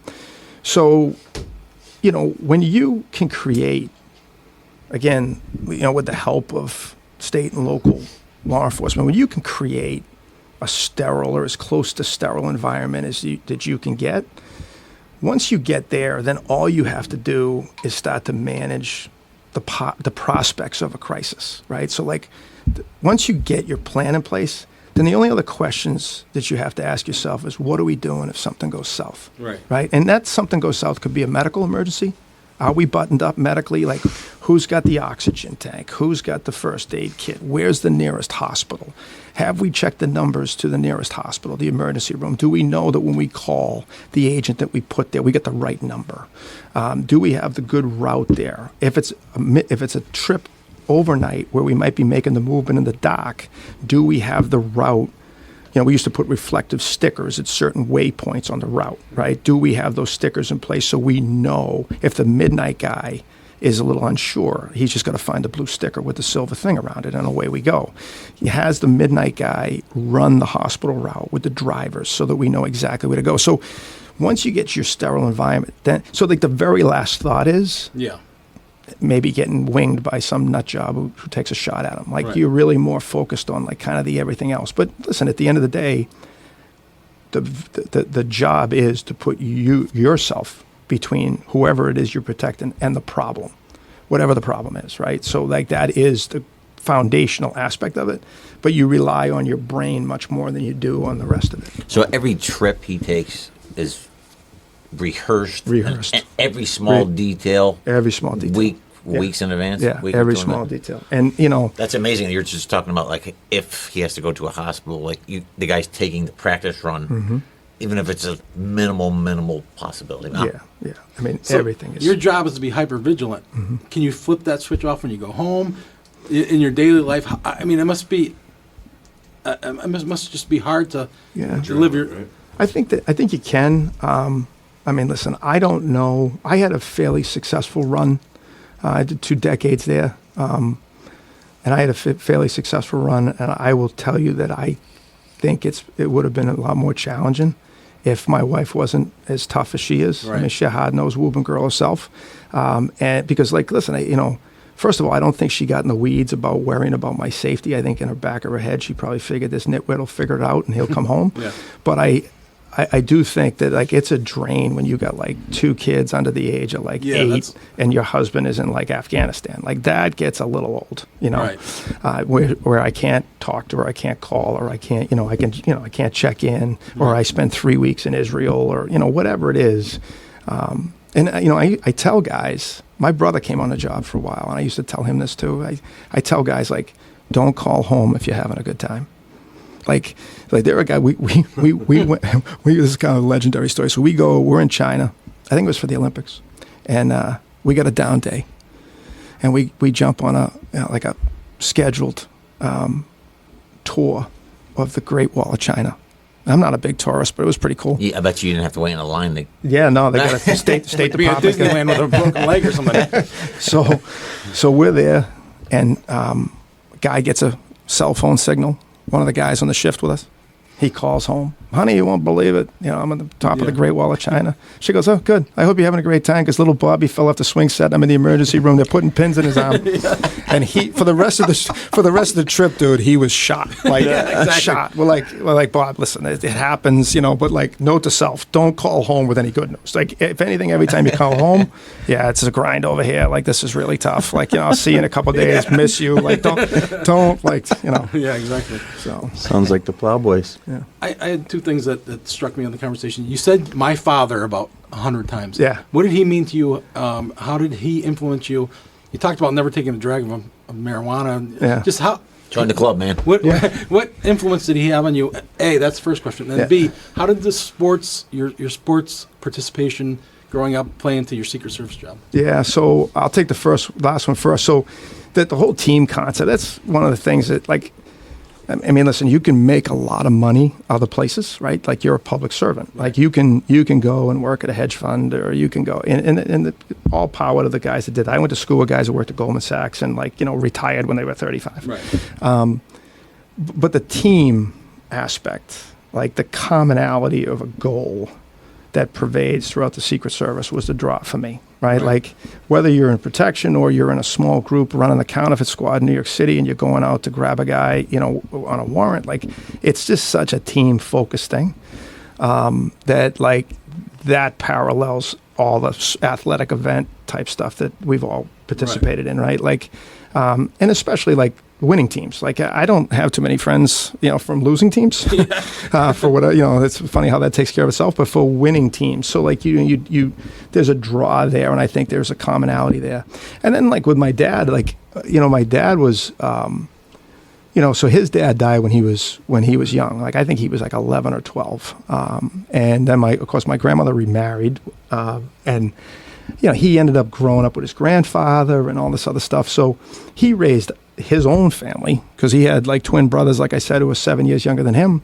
So then he pivoted and raised us, right? So, and I was the oldest, and he and I spent a ton of time together. So I would tell you that, like, you know, he had a significant influence on my life and really everything I did. Like any oldest son, you want to be like your dad or whatever, but he was not a law enforcement guy. So like really what he did is he was like, you know, when I told him I was interested in this thing and then I started to really pursue it, he was just super supportive. Like basically like, hey, tell me what I can do. You know, like he didn't know anything about it. I mean, really his brother Bruce, who had retired as a lieutenant in one of the neighboring cities where I grew up, he was like a little bit more plugged in, because he had dealt with them on the Secret Service on different things, and like he had a greater acquaintance with it.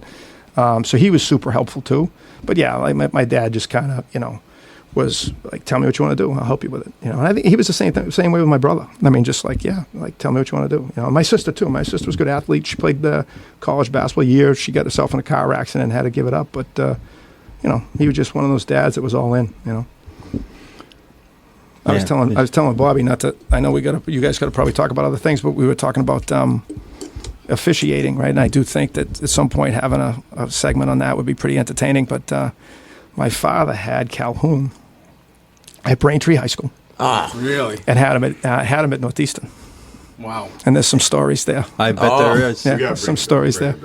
Yeah, some stories there with Your father still with us? No. He had melanoma about 13, 14 years ago, pretty bad. So. Wow. Yeah, it would have been great to bring him. But Jaws will step in for him. Yeah, of course. Because he's... Yeah. The good news with Jaws is if you have him on, you guys just go upstairs and get a cup of coffee, so he'll just talk to himself. Just give him like one written question and tell him he's on the air, and he'll be perfect. That's our friend, the great Mike Hurston, official from Chappaq High School. When did you get out, and why? And I got out in 2015.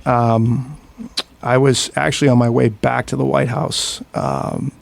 It's actually kind of a funny story. So I got promoted again to go back to the White House, and Bobby knows my daughter, so and he knows my son a little bit, but like, so my son is like your typical pleaser, like, you know, like I was probably when I was his age. Like, I'll do whatever, Dad. Like, I'm in. Like, where we going? We moved out Alaska. I'm good. I'll go with you.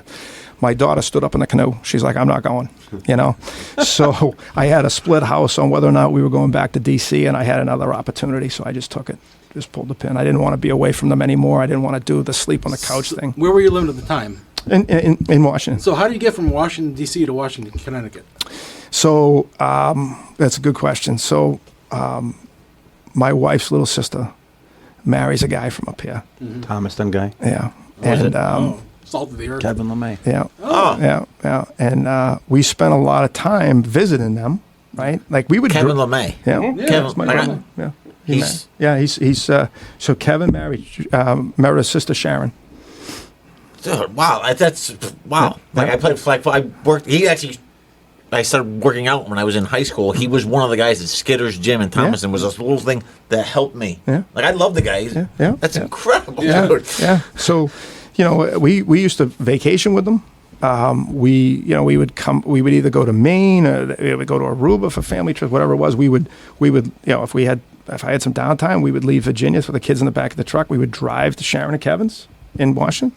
Mm-hmm. So, you know, like things go, one too many beers and the girls corner me down in Aruba, and they're like, hey, what do you think about us all living together? And I'm like, yeah, all right, I'm in, you know. So I got assigned up here, and the plan was to get assigned in New Haven, but they didn't have any billets there. So I took a hitch in Brooklyn, assuming that as soon as there was an opening in New Haven, I'd go.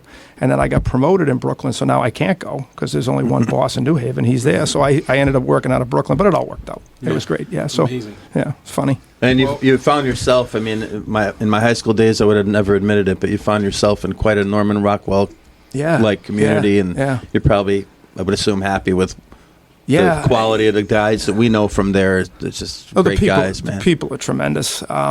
And it's a different place. It is a different, and of course when I was, even now, because I travel a ton, but you feel like you're on vacation every time you come home, right? I mean, I got 4 acres. I never had 4 acres in my life. I don't know what to do with it. My dogs love it.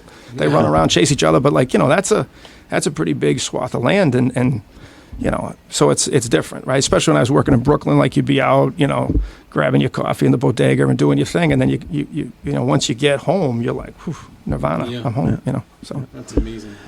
Mike, thanks for Unbelievable. all that. Thanks for your service too.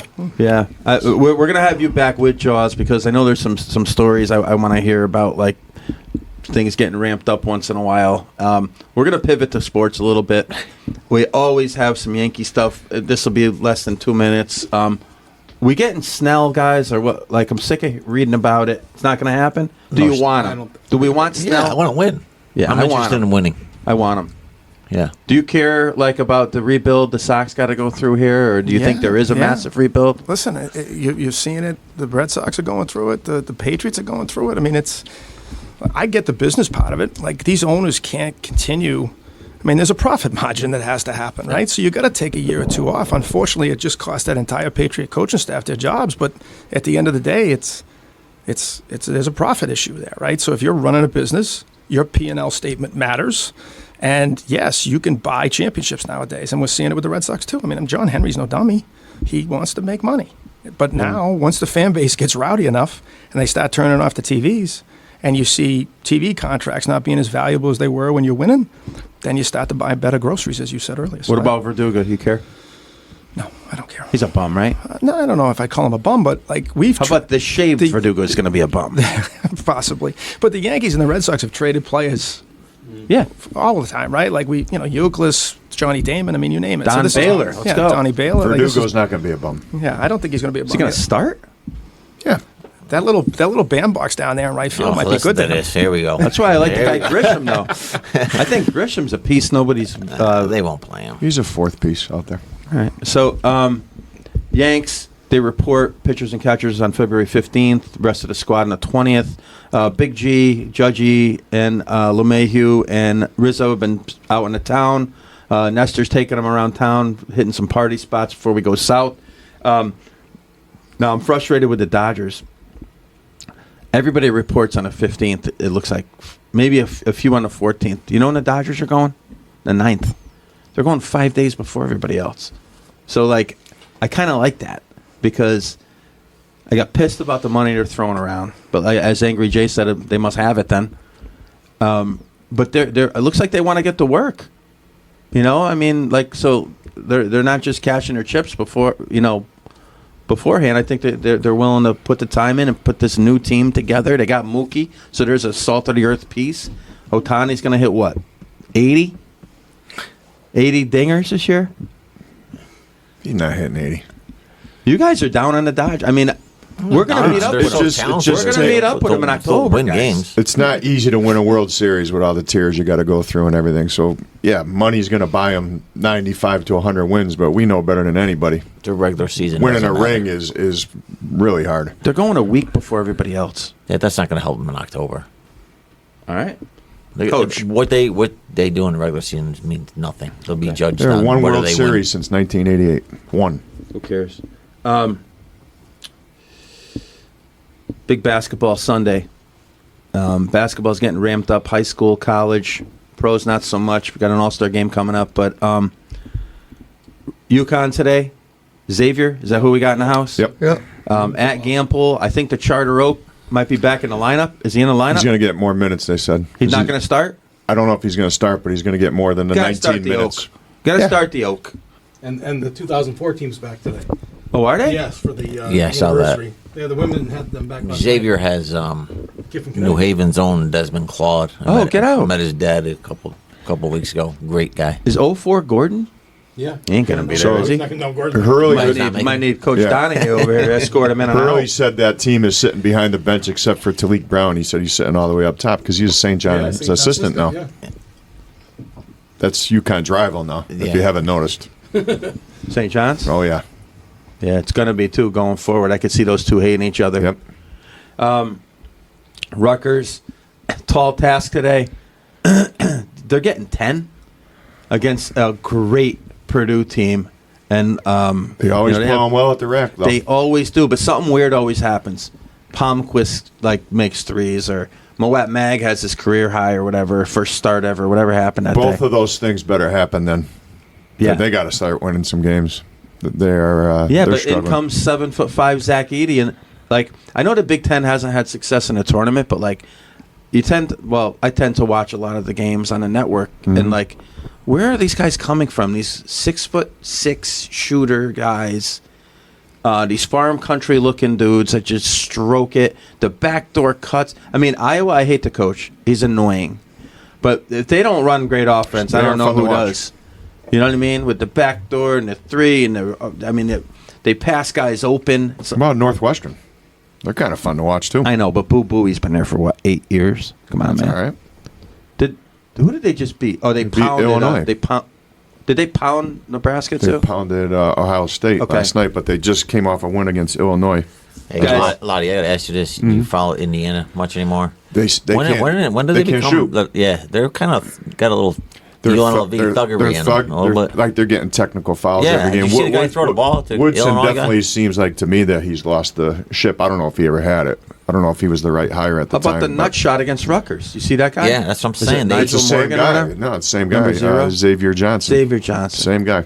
What a punk, dude. Yep. That's That- it. If he was in the league, we'd have to investigate This him. would be Woodson's last year, I would think. I think he's done. All right, you guys don't care about UConn and Rutgers. UConn's on the up. Rutgers trying to hang on for dear life. They're going to need a conference tournament run. But have you watched anybody else? Like I watch less and less college hoops now, my favorite sport, because I just don't have the time. But this kid, Jeff Shepard's kid, is fun. Kentucky, yeah. He's fun. Is he an NBA player or is he? I looked at a mock draft. I got him going like 18 to 20, somewhere in there. Really? Yeah. He's Yep. better than his father, right? Jeff Shepard was super athletic. Remember him, number 15? Yeah. But Yeah. this kid's no slouch. No, and no, for he's- Austin Reeves to be a starter on the Los Angeles Lakers, I mean, this kid's tough. How tall is he? Maybe like 6'3", 6'4". Zach Edey, 7'5". Will he be an NBA factor? No. Got to be able to guard G somebody. League? Or is he going right He'll get overseas? drafted and stuff, I'm sure, and somebody will take a chance on him, but he's going to wander around. And you got to be able to guard You somebody. got to be able to guard. Yeah, you got in transition. He's got to be able to get back. He's got to be able to shoot the ball outside. 18 feet. It's just a different game. Quick Like 30 NBA years ago, maybe. Quick NBA nugget on the greatness of the athletes in the league. Shea, SGA getting a start over Steph Curry in the West. What do you think about that? I mean, I know it doesn't matter. I'm just saying. Has the guard changed? How come Brunson doesn't get a start? Stop it with the Knicks. Nobody wants to hear it. Your season's over. The guy got hurt. I'm a little tired. He's a really good player.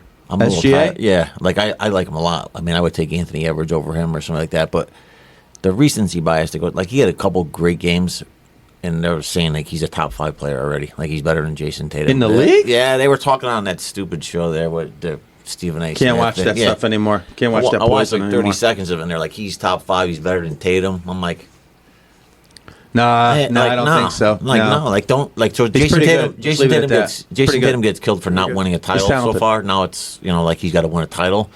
I mean, what has SGA done? How about him or Morant? Gun to your head. Not to bring in guns, but him or Durant. Gun to your head. SGA. I would take SGA because he's a better person. Baggage. There's I don't want to deal with that. I told you that guys that before. Is Edwards a scary athlete? I would take Edwards over. That was one of the who would you rather's I asked you guys, and you all took SGA, not me though. Edwards? Yeah. How about the Clippers? His highlights are pretty fun to watch. Yeah, how about the Clippers are figuring it out? I know. I hate it though. I hate the killed the fact that they Celtics last figure night. anything They out. tattooed Boston. Yep. Did you see the Lakers? I mean, that's a TV thing. It's almost like it's fixed or set. I mean, LeBron and Steph in 14 overtimes. I mean, come on, man. I didn't know. Was that last night? It was at least 3. I 145 think. to 144, something crazy like that. Steph had close to 50. He had 40 something. LeBron had 20 rebounds and 16 assists, something crazy like that. You see Luka the other night? Yeah. Well, took a lot of shots, but And Embiid, all these guys. did Cat get over 72? 64. Oh, so he didn't get over 70. Did you see the interview with the coach afterwards? No, he wasn't thrilled. It was awesome. It was great. He had 64. He had 44 at halftime, and they knew Embiid had hit 70 already. And so they said they were just hunting shots for him, and he finished with 62. They actually took him out of the 62. game, I think, in the He fourth took him quarter. out. Yeah, he took him out, but he put him back in. But the coach afterwards said, like, we're immature. We're ridiculously immature, and we got a long way. Like, they're first in the Western Conference. He's like, we were worried about a guy scoring record? over 70 Come on, instead of man. winning the game. We were taking bad. Like, it was on, pretty man. cool. Like, guys don't say that anymore. Not NBA level. No. That's college. Too bad. They're so good, too. It's just too bad. Enough of that. Angry Jay. Yeah.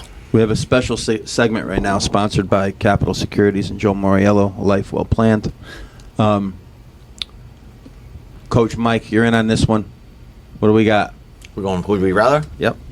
All right, I got a half a dozen football, and we're going to throw in some boxing, too. You guys good with that? Yeah. Brockton All Brawler. right. I'll take him over everybody. There's a couple NBA, too. I'll do that at the end. But we'll start with NFL tight ends. We going Shannon Sharp or Antonio Gates? And we'll start with our guest. You're going with you. You got Shannon Sharp. Mac? Ozzie Newsome. It's not the question. I'll take Gates. Fantasy stud. I'll Kent take State. Shannon Sharp. I'll go Rings. I'll go the Rings. You going Sharp? Yeah.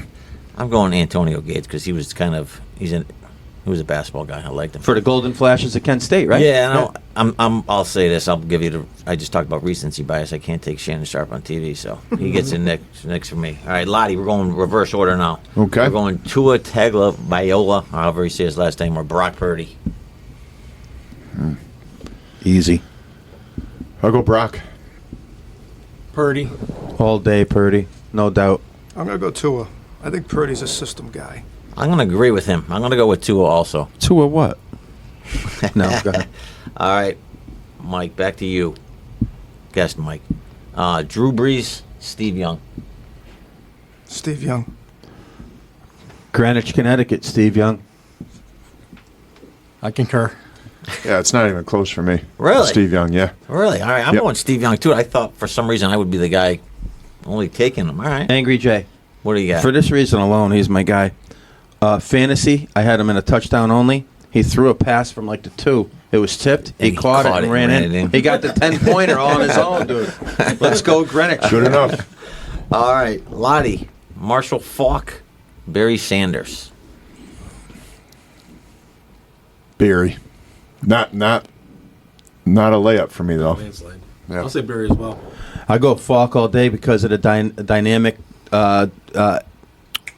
thing he brings with catching the ball. A highlight video, I'm watching Barry for hours. On my football team, I want Falk. That's a hard one. I would say Falk too, because I mean, in today's game, he's multi-purpose. You can do all kinds of stuff with him. You can put him in the slot. Yeah. You know, you create so many mismatches for the defense. I'd say Falk too. I would go with you two guys. I would take Faulk too in today's NFL because of the exact same thing. Like he's Christian McCaffrey, right? Right. All right, Lottie, Terrell Suggs, Dwight Freeney. We're going pass rushers. Good one. I'll go the kid from Bloomfield, Dwight. Okay. Same. Dwight Freeney? Product, yep. It's tough. Kind of like Suggs. Yeah, I'm going to go with Freeney. I watched him wear us out for years, so I'll go with Freeney. All right, I'll go Freeney too, just because he's a Connecticut guy. Last football one. Priest Holmes, Clinton Portis. Clinton Portis play at the U? Yes. He did. I'll go Clinton Portis. That's how we decide. That's it. I think Priest had a better run of it. No pun intended there, but I got to go Priest. He was tough. I would agree for the short amount of time he put up crazy numbers, but Portis just on longevity, I think, for me. He wears weird outfits. Did Portis play at the U? He played at the U. I'll take Priest. The commish. That's good. I'll go Priest Holmes. All right, 2 quick NBA ones before we get to boxing. Lottie, Russell Westbrook, Derrick Rose. You know I love Westbrook because every time we do these, I go Westbrook. So I got to be consistent. I knew you were going to say that. I'll take Westbrook as well. Really? A never hurt Rose? Yes. Rose. You can't overlook it though. Rose. Yeah, I mean, like, you can't I don't over- think you you can can't say that. qualify. I don't You think can't you say can that. qualify it, right? Like, Yeah. you know, I got to go with Russell. Healthy Rose is fun. Russell's. I'll go Rose, too, just to be Yeah, different. Rose for 1 year if they're both healthy, without question. All right, But this one is easy. I think the same guy took SATs for you and Rose. So, this one was easy for me, but Karl Malone, Kevin Garnett. Oh, we know it was easy for you. Yeah, I'm going to go Kevin Garnett. Well, these are homer picks, though. I mean, one of the best scorers of all time, Karl Malone. All right. I love KG. I'll go Garnett. Garnett for me, just two-way player. Mailman. All right, I'm going Garnett. Guy too, delivered 'cause mail. Besides Bird, he's probably my second favorite Celtic, and the leadership aspect. I think he's one of the best leaders ever in professional sports. Angry Jay, not to interrupt you, but Kling Kong is starting. He's starting? Yeah. Let's go. All right, we got like half a dozen boxing ones, real quick. Lottie, starting with you. Sugar Ray Leonard, Marvin Hagler. I'll go to Brawler, Hagler. With our esteemed guests in the studio, I'm gonna have to go with Hag. Sugar Ray was my Yeah. Franklin. He was my Franklin 7 Shoes, Up, man. yeah. He was my idol. I loved him. I'm sorry for that. Marvin Hagler. I'm going Sugar Ray also because he beat Hagler, Hearns, and Duran when He they all did. used to fight There's each no other. doubt about it that he did. All right, so speaking of that, Roberto Duran, Thomas Hearns. Great fight. Roberto Duran. I got to go with No Mas, too, just because Hearns quit one time I against agree, the Brawler, Durant. right? Durant. I'll say Duran. Didn't he have like 200 career fights, Duran? It was Yeah, so- crazy numbers. Yeah, animal. Yeah. We're all going He fought Duran. like every 2 months. We're all going Duran. Hearns actually beat Duran, but he was at the end of his career. Like, he almost killed him with a right hand. But I did remember reading a book, and when Duran was younger, before he even fought Leonard the first time, the old boxing guys used to talk about, like, how they were in awe of Duran, the way he fought. Like, he was just, like, on your chest throwing bombs, like, and he never got tired. That Four Kings documentary It's unbelievable. You gotta. If you haven't watched it, and you're a listener. Download that and Yeah. watch it on the next. Unreal. It What was is great. it, Netflix? Yeah. It's really good. They all, but I haven't seen they it. talk. It's terrific. We'll start with you. This is probably layup for you now. Mickey Ward, Arturo Gotti. Okay, so it's Mickey Ward, but let me tell you something. Go ahead. Yeah. Go for it. So as a kid, I boxed. So I used to box in the Somerville Boxing Club, and Ward would come down. So every club had a pro. So our pro was this guy, Johnny Rayfuse, truck driver by day, and he'd fight at night. I don't know what Johnny's record was, but he was a grinder. So Mickey would come down every Saturday, and they'd fight, in the gym, like just work out. So like you'd rush in there on a Saturday, you'd work out yourself, and then you'd throw your hoodie back on and get courtside and watch. And just, Mickey and his brother. Yeah. So Dickie was there too. Yeah. And like as a young guy looking like Mickey Wood, they played him perfectly in that movie. was gonna say, Yeah. great movie. Yeah. Complete gentleman, quiet, whatever. And then his brother was Cuckooville, like just crazy. But yeah, so Mickey all day long, like just salt of the earth guy. I'll go with you on that. Yeah. Love that movie, by the way, I too. love that movie. I love the So who fights you going in with? there. Mac? Who you going with? Man, do I love those fights. Do you remember the first fight? I called you at your house, and Yeah. your dad answered. And I was like, "Are you guys watching this fight?" Like, it was like the third or fourth round, and you guys turned it on or whatever. Yeah. My dad loved boxing, Yeah. man. Just with the push the Irish button on the cable aspect, I'm box? going with Yeah. Mickey. I got to go with Mickey. I'll go with Mickey as well. I love Mickey Ward. You guys are all going. I'll go with Gotti just to be different because he beat him twice. Yeah. All right. Don't hold it against me. Larry Holmes or Vander Holyfield? Mitch Green. Not an option in this one. Where? I'm going to go Larry Holmes. All right. I'm going to go Holmes. I'm gonna go. I saw Vander fight John Ruiz at the casino. Did you? Yeah, Live? and sitting next to. Were you working or I just was watching? working. Yeah, sitting next to what's the columnist at the Globe? Not Shaughnessy, the other guy. Bob Ryan? Bob Ryan, sitting right next to him was one of the thrills of my life watching a fight with Yeah. him. So I'm gonna go with Holyfield. That's a good one, though, Jay. I gotta say, Larry Holmes. I mean, did you see him run over that car? He jumped over a car. He did Blake cowboy Griffin boots before on. Blake Griffin did. Was that with Mitch Blood Green? Blood Green. Yeah. That's Who was why a you're gang. picking- that's He why was a you're picking ganger him? too, man. When Investigated remember by the he New beat York Jerry field Cooney, officer. Jerry Cooney. Remember that fight in the early Yes, 80s against yes. Cooney? He beat Yeah. Muhammad, right? Larry. Yes. Yeah. Yes, I mean, yeah, and an he was old great. Muhammad. That was his idol. He almost didn't want to punch him. Yeah. Right. If you remember that. It's Evander for me. I think his ability to jump weight classes and and just be as competitive and stay as competitive as he did in multiple weight classes. Yeah, he went from cruiserweight to lightweight to heavyweight. I agree with you there. 3 more we got. We got Floyd Mayweather, Julio Cesar Chavez. Lottie, you're starting us off. Chavez. Mayweather hasn't lost. That's all I'm I telling know. you guys. It's just personal preference. Yeah, I'm going to take Mayweather just because it was the wins, but I'd rather watch Chavez. Right. Now, quote from Young Guns: Chavez. Right? Chavez is easily the best Mexican fighter ever, I think. But I'd go with Floyd. I mean, Floyd was unstoppable. Yeah, hasn't lost. I'm biased. I'll just go with the old school brawler. I'll go with Chavez, too. It's hard to beat. Mayweather hasn't lost a fight ever, so we're taking guys over him. All right, 2 hypotheticals. We're starting with you. Drago or Apollo Creed? A prime Apollo Creed. Apollo Creed every day of the week. Not washed up Apollo Creed.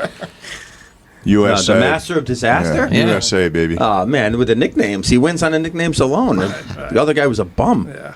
On Oh, Apollo, he's a bum. I mean, I must break you, but Yeah. I'm going to say, based on with our guest in here today, the USA shorts, I got to go with Apollo Creed. Absolutely. The Eagle. Absolutely. all right, we're all going American. All right, Apollo Creed.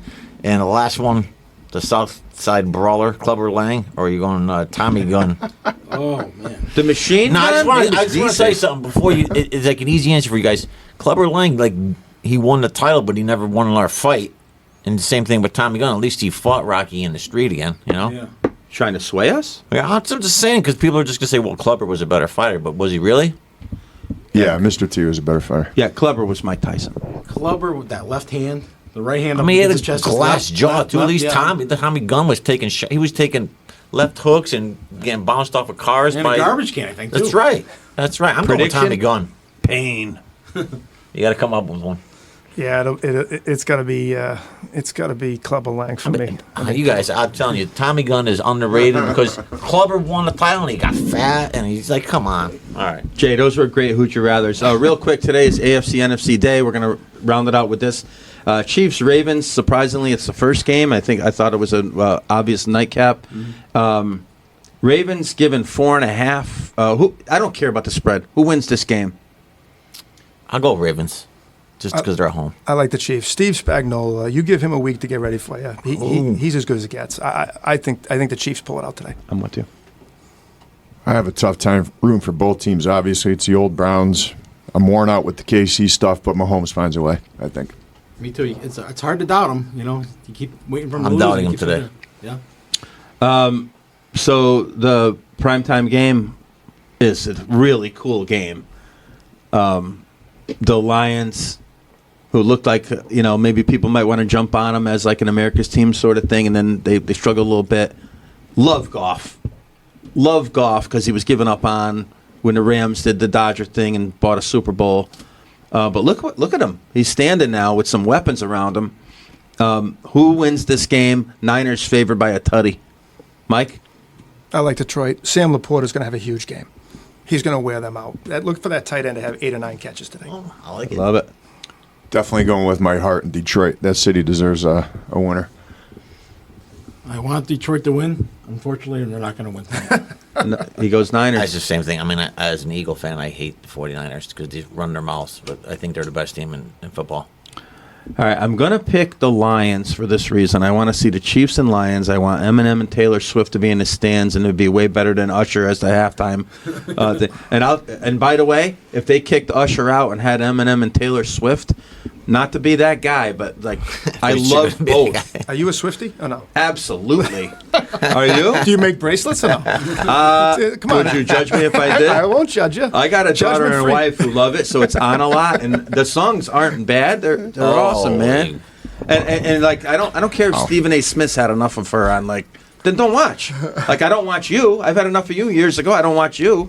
I don't think it's news that you like argue with Mad Dog. The hell out of here, dude. Swifty, Eminem to the soup. Lottie? I already said I want Detroit. Kamish. I already said they're not going to win. We're picking between. Oh, you just want to know Singer-songwriters who's going to win now? a Super Bowl? Oh, how about that? Who'd you rather? Eminem or Swifty? You get to go front row for either one. Who you got? Eminem. He's unbelievable. He's Love unbelievable. him. Love him. Yeah, I'll go with the Detroit guy. Who you got? I couldn't name a song, a Swiftie song. Ride or die with Eminem. Oh, let's go. Mike, thank you so much. Yeah, You're coming back. fascinating, fascinating. I hope you had a good time. You're Had a coming great back time. with Jaws. Yeah. There's a lot more to talk about. Go Yanks.